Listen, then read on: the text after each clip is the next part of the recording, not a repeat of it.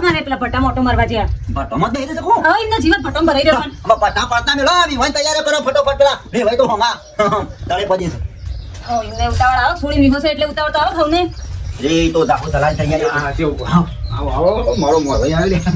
ભટ્ટામાં પડતા મેલો તો પેલા એ હોય તૈયારી કરો હટકો રાખો પછી પેલો રે ભાઈ તો રોજ ફોન કરે છે મને તો કળવાજીને કહેજો કે ઉતાવળ કરે ના ના એવું નહીં તો